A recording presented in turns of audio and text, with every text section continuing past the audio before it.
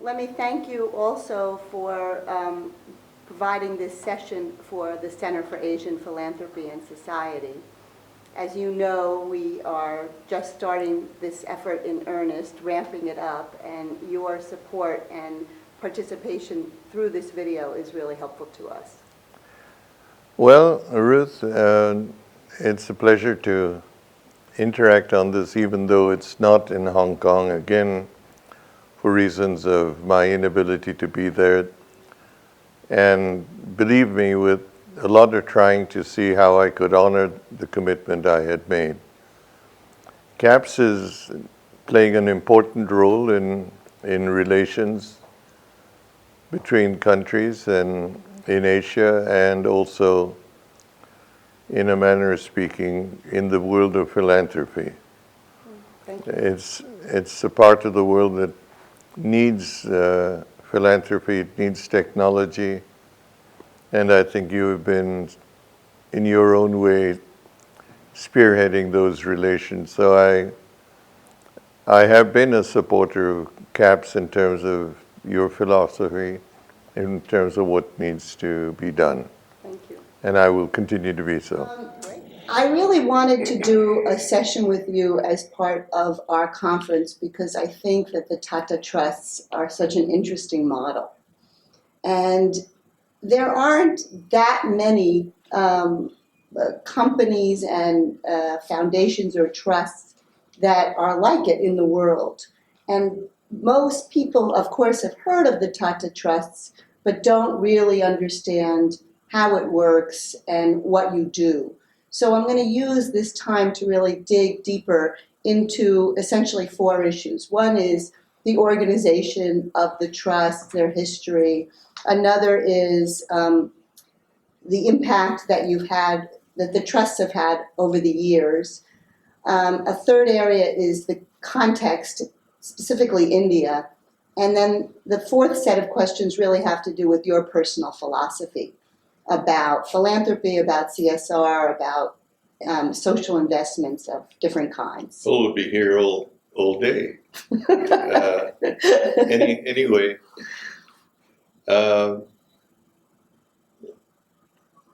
the industrial group of Tatas was formed by a founder, Mr. J.N. Tata, in the last century. When he died, he left his personal wealth to his two sons. Mm-hmm. And when they died, they left each of their personal wealth in two charitable foundations. Right. Contrary to common belief, the group is not owned by a family and has not been owned by a family for close to over 100 years. Mm-hmm.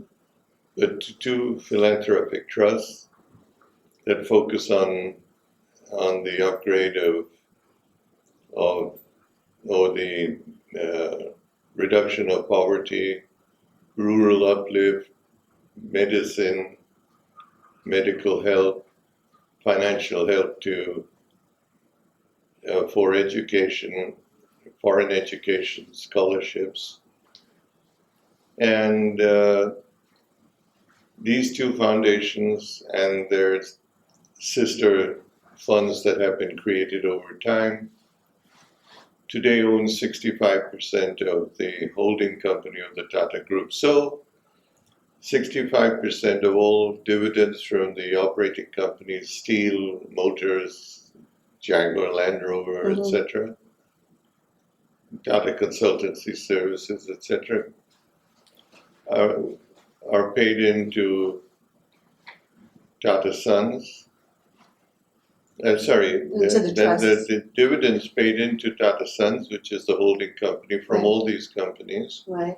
65% of that goes to the philanthropic trust, which in turn disburses to philanthropic causes. And what was the original motivation back in, it was 1892, 1912, and 1932 to use this trust format or mechanism? Well, I think it was the philosophy of Ratan Tata that what you made, you return back to the community. And so he didn't, not that his sons were paupers and doing this, they had enormous wealth, Mm-hmm. but the ownership in the companies, they converted into the shares of their personal shareholding in the companies, they put into these trusts. Right. And those trusts, in effect, were, if I might be dramatic, were the founder and his son's way of saying thank you for what the country has done for us. This is what we're doing for the country. Well, it's clearly in some ways worked, because if you even get on a small pedicab, or one of these rickshaws with an illiterate person in Calcutta, and you say the name Tata, the guy gives you a thumbs up. I mean, this notion of giving back is something that's really helped elevate your name and the legacy of your family. Yeah, because it's manifested itself in India's first cancer hospital, the premier scientific institute in the country, numerous numbers of rural health and rural uplift programs. And we're transforming that in the trust now from funding programs and being a grant-giving trust Mm-hmm. to actually being closely associated with programs in the area of medical research, certain kinds of nutrition. For example, we mounted a big initiative on infant nutrition to combat infant mortality and deficiencies. We have been in the forefront of looking and supporting research for cancer prevention, both here and overseas. Mm-hmm. And so we're now going beyond just supporting individuals for hardship as happened 100 years ago. Mm-hmm. Is there any relationship between what the trust does and what the companies that are part of the holding company do in terms of give social causes? Well, as you know, the government has now mandated that business companies allocate 2% of their net profit to social responsibility areas. Right. In the case of the Tata Group, each of the companies has, by and large, created their own foundation, so they do, for causes that they pick, what they have to do. Mm-hmm. And the trust is, to a great extent, on its own in terms of what it does. The trust has been doing this for many years, Right. and the companies are starting to do that, so there'll be some spinning of wheels, I guess, as in all the business companies that are suddenly mandated to allocate 2% to these causes. Right. Well, I want to get back to that in a minute, but let me just get back to one of the statements you made earlier, that the trusts are going to get more involved on an operational level with addressing certain big issues and illnesses and diseases.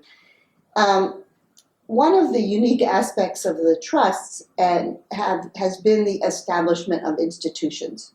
Yes. And in Asia particularly, that's not something that a lot of philanthropy has done. So now, yes, people think about schools and people think about hospitals, but big institutions that have national impact, the trusts have been involved in that kind of work. A few.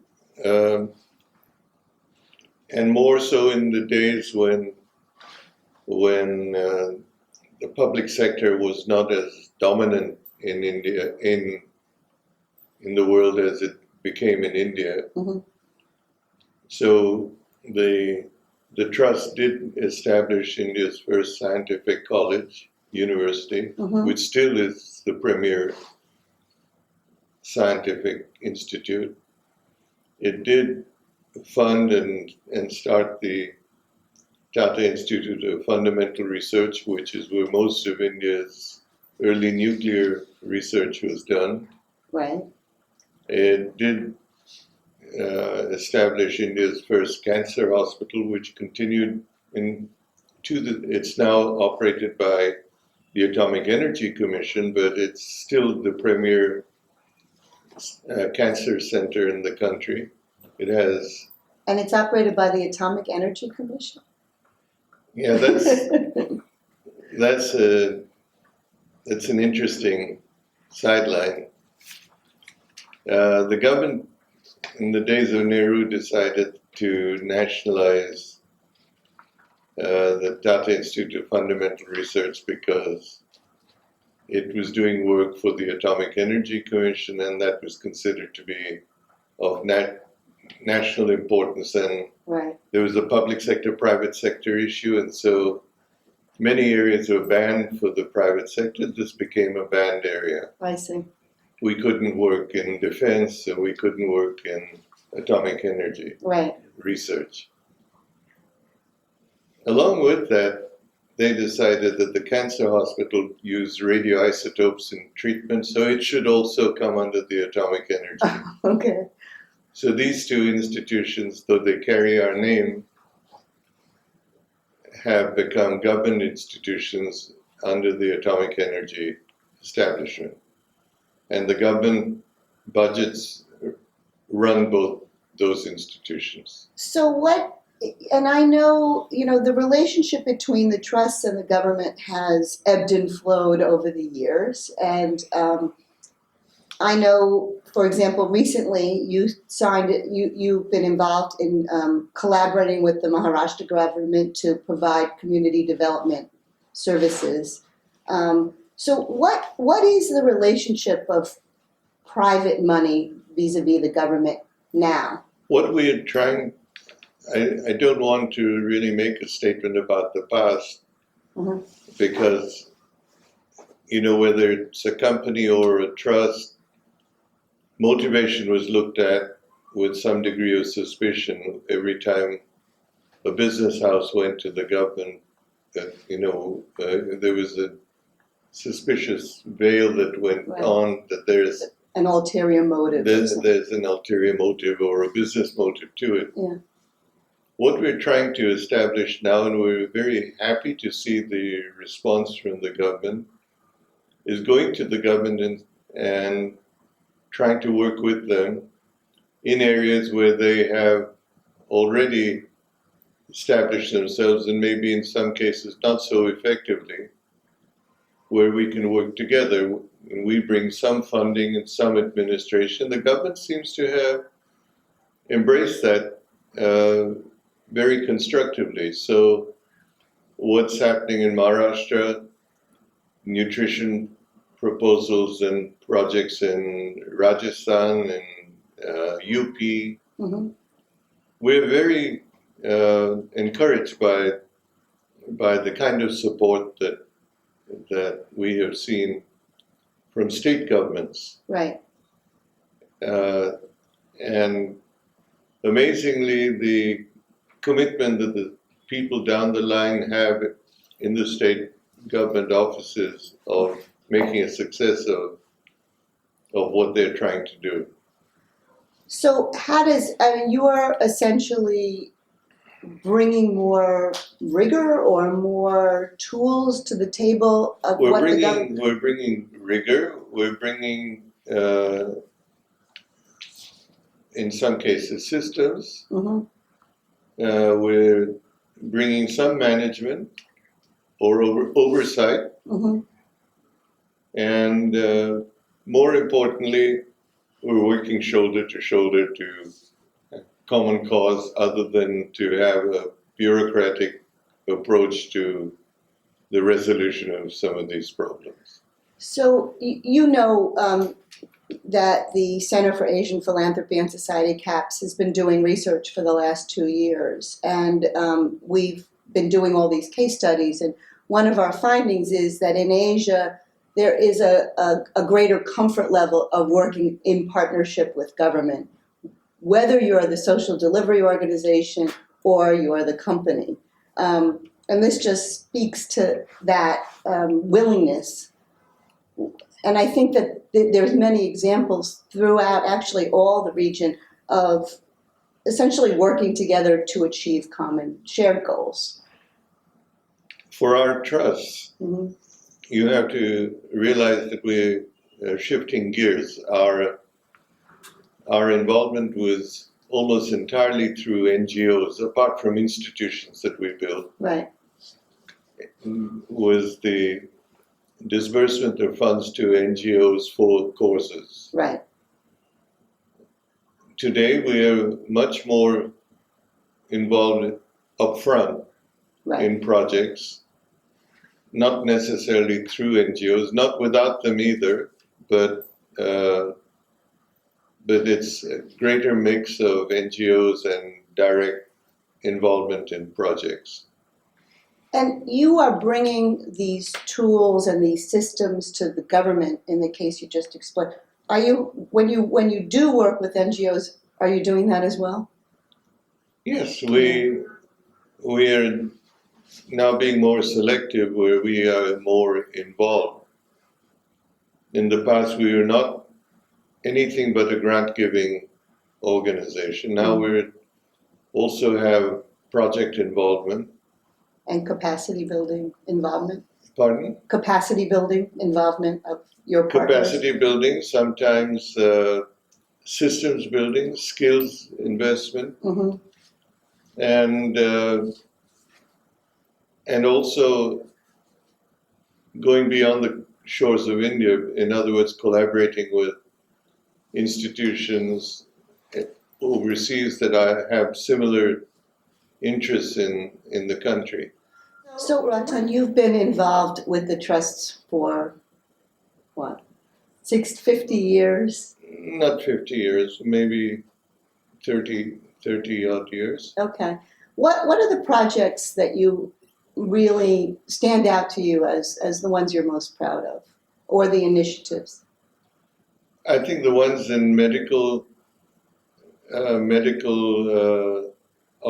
wouldn't call it medical research or medical practice in terms of the hospitals for cancer, and our contribution in the scientific and engineering field are what I think the trusts have been doing so well in alleviation of poverty or in enhancement of the quality of life of some of the people in India through NGOs hitherto. Right.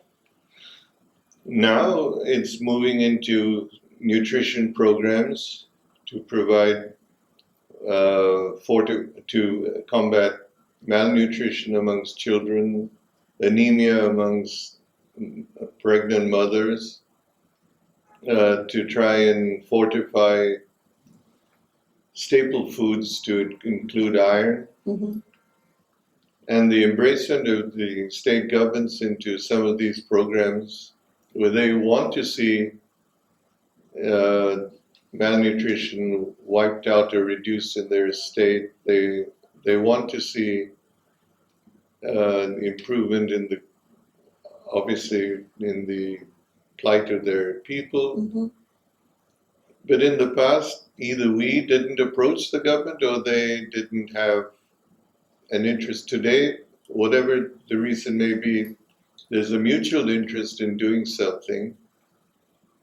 And the governments that we have approached have really opened their books to us, have opened their administration to give us access so that we can effectively address this. There's no way that a trust could take on an all India problem and do it effectively. It's a big country. Yeah. Yeah.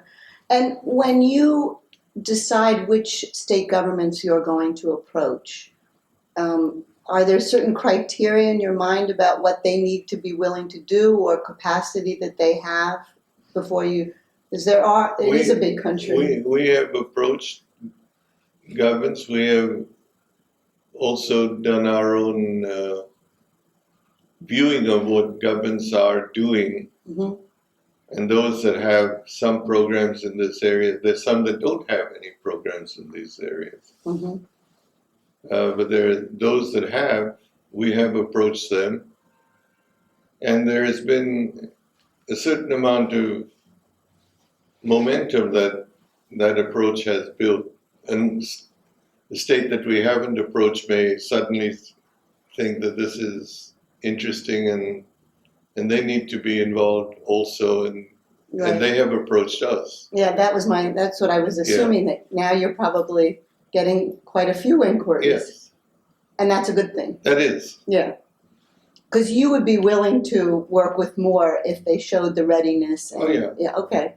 You know, I'm going to say something that may be controversial, but please. Not to you, okay. on my side, but one of the sad things about India today mm-hmm.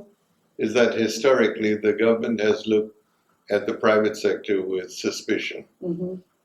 And you almost get a feeling that the only nationally bound institutes are in the public sector. The only nationalists are those who work in the public sector. And that the private sector is, I'm being dramatic, but anti-national. Right. And the time has come when the government of India needs to look at all India together, private, public, government, civil society, all as one, as seeking one common goal, the prosperity of the country and its people. And that, I think, is starting to happen. Well, that's exciting. It is. It's an exciting point in time. Yeah. You mentioned food stuff and putting nutrition into food. You also invest into companies. So I want to just ask you about, there's a lot of buzz now around impact investing and investing into for-profit companies or social enterprises that have a social purpose as well.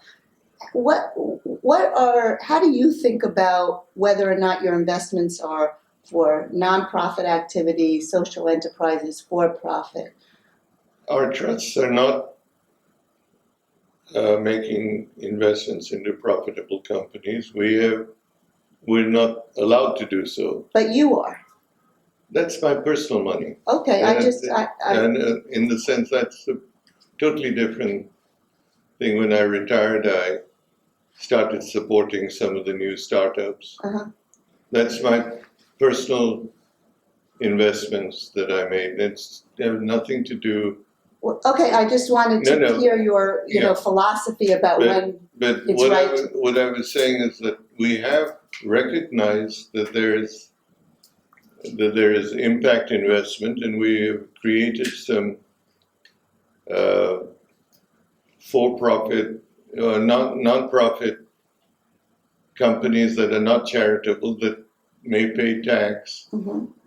but have the ability to invest in profit-making companies with the view that the income from that they plow back into charitable causes. We're just starting to do that, but the main trusts are not permitted by law to make investments in entities that are not registered as charitable institutes. I just know that all over the world there's a lot of experimentation and innovations creating these hybrid models, if you will. And that's exciting, but it's still in early days. So it draws more people into thinking about solutions in a way when you can think about different models. And a lot of that activity is happening here in India. So that's why I was just wondering your view about all these different innovations, business model innovations that are taking place. Well, I was just commenting that the support to small and new enterprises is purely a personal Right. issue that I couldn't do when I was in Tatas because there'd be a conflict of interest Right. in some way or another. So it's been my own entrepreneurial excitement of helping and mentoring young startups that have come in the country, and it's been exhilarating for me and a learning exercise also. Yeah, I would imagine it's great fun. Yeah. And to meet primarily younger people, by and large, Absolutely. who are excited and engaged Yeah. in starting something new. If you don't mind, I'd just like to ask one more question about that. When you do that, are there certain types of industries? Is it mostly tech, or are you looking at ones that have a social application? Yeah. For example, how to take electrical energy to all of India in an environment where mega power plants and transmitting power may not be the answer to getting light into the homes of rural India. Right. Maybe it needs a clean sheet of paper and a look again as to you have distributed power Right. from solar sources and maybe some storage devices, and that could be something that changes the life of an individual household in a village. Mm-hmm. If there is an enterprise that looks at something like that, we have been encouraging them. Yes. We meaning I have been encouraging. Well, speaking from experience, your personal encouragement is very meaningful. So I'm glad you're doing that. Let's just talk about the CSR legislation, for a little. Yeah. India is the only country in the world that has such a progressive law, 2%, after tax. What's your view on that, and has it changed? It's now this legislation's been up and running for a couple of years. Well, again, I have a contrarian view to this. I think philanthropy has to come from somewhere within you. Mm-hmm. It can't be a tax. Mm-hmm. And this is a tax. It's like a tax. Right. But you disperse it, you identify the sources, and there'll be a certain amount of abuse to the practice that takes place. Sometimes I wonder whether the government should not have defined 15 or 20 project areas that this money could be placed into, which would be recognized by the government as acceptable. Mm-hmm. And you use it as a corporate contribution to a national need. Right. So if it's drinking water, then you have a government program for drinking water that you contribute towards. Right, and then it's national in its implementation. The government runs that. Right. Or maybe a hybrid which is a joint issue, or maybe 10 different entities that are involved in these projects. Right. Certainly the current system seems very inefficient. The what system? The current system of having every company try to figure it out. I think there'll be some degree of abuse, and there'll be some degree of short-circuiting this and putting it back in your pocket and so on. And there will be some bona fide institutions that will come up and make their contributions. But I think the government eventually may have to define certain major national projects which could accept this money, because it's a huge amount of money. Huge, yeah. And there'll be a plethora of NGOs that will be created to absorb this cash that's in the system. Right. Not all of that will necessarily be bona fide and well run, even if it is well intentioned. Mm-hmm. Do you think that because of this mandated, you know that India ranks fairly low in terms of individual philanthropy according to a number of measures, but the actual amount going out from individuals. The CSR legislation may cause that individual giving to remain low because people are giving through the companies, or is that not going? I mean, I don't know. I think it's too early to tell. Uh-huh. I think there are more individuals who are starting to look at what they can give themselves. Premji Foundation is a good example. Great example, yeah. I think the issue of recognizing that you give back rather than amass wealth yourself and keep it for the family is an issue that many in India feel is inconsistent with what we should be doing. Uh-huh. But is that it's starting to change? Starting to change. Right. That's what I'm banking on. That change. That more and more people want to. Without speaking negatively about anything, we've been a feudal country. Right. And we've had a multitude of the population being looked after by princely classes and princely families, large business houses. Right. And then under Mr. Nehru, the socialist pattern, were looked after by the government.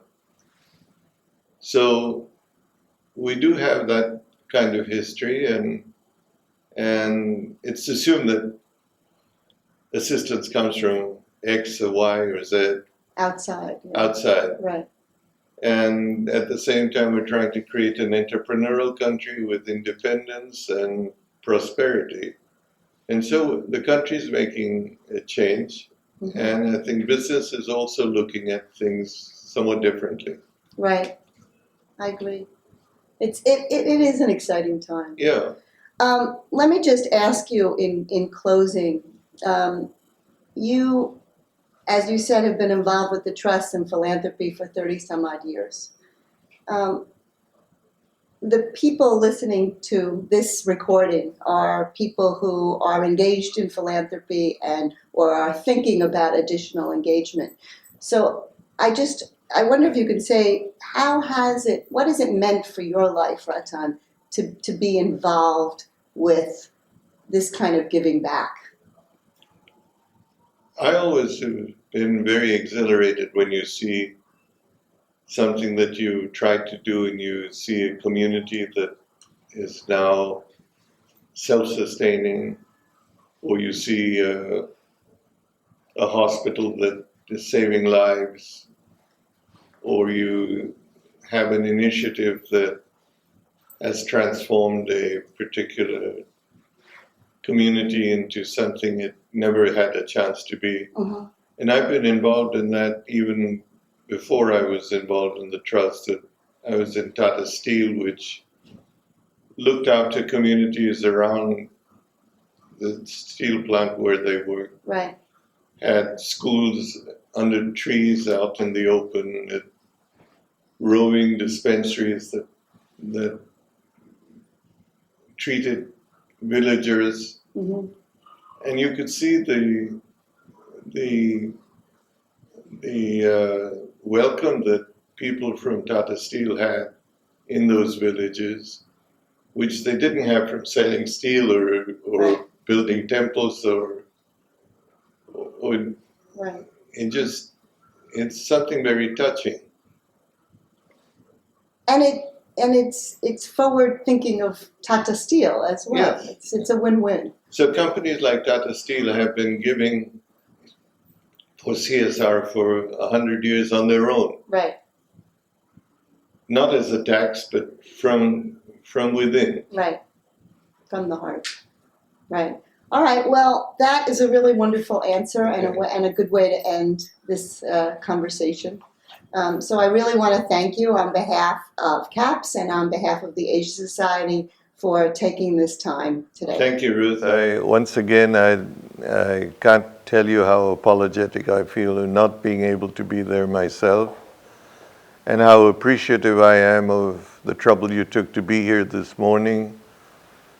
You traveled a long way just to make this interview take place in absentia, and I do regret not being there myself, but I hope we can do a person-to-person thing at another point in time. And I think both the Asia Society and CAPS are doing a great service to humanity, and I wish them well. Thank you so much.